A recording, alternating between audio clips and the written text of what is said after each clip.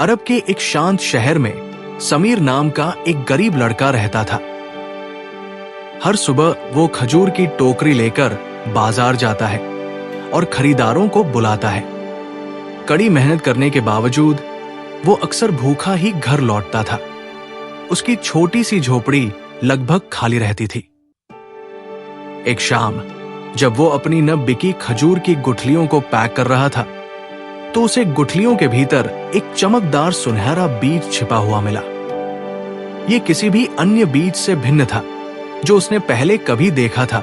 स्पर्श करने पर गर्म और धीरे धीरे चमकता हुआ। उत्सुकतावश समीर उसे घर ले गया और अपनी झोपड़ी के बाहर सूखी मिट्टी में रोप दिया। अगली सुबह जब वो उठा तो उसने देखा कि जमीन से एक छोटा सा अंकुर निकल रहा है।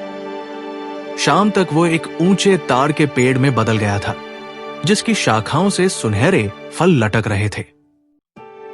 समीर ने एक खजूर उठाया और उसे बाजार ले गया। लोग हैरान रह गए। सुनहरे खजूर, वे चिल्लाए और जल्द ही हर कोई उन्हें खरीदना चाहता था। समीर मशहूर हो गया। उसके सुनहरे खजूर पूरे राज्य में बिकने लगे और जो कभी गरीब लड़का था, अब उसके पास आराम से रहने लायक दौलत हो गई। लेकिन सब कुछ अपने पास रखने के बजाय उन्होंने अपना भाग्य दूसरों की मदद करने में लगाया। भूखों को खाना खिलाना, कुएं बनवाना और बेघरों को आश्रय देना। साल बीतते गए और समीर सोने के दिल वाले लड़के के रूप में मशहूर हो गया। लेकिन वो अपनी साधारण शुरुआत को कभी नहीं भूला।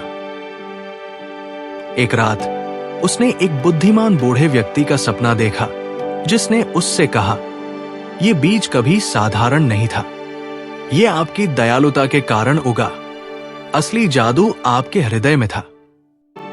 समीर को तब एहसास हुआ कि दौलत सिर्फ सोना या खजाना नहीं है, ये वो अच्छाई है जो वो दूसरों में बांटता है। और जब तक वो दयालु रहा, पेड़ पर सुनहरे खजूर आना कभी बंद नहीं हुआ।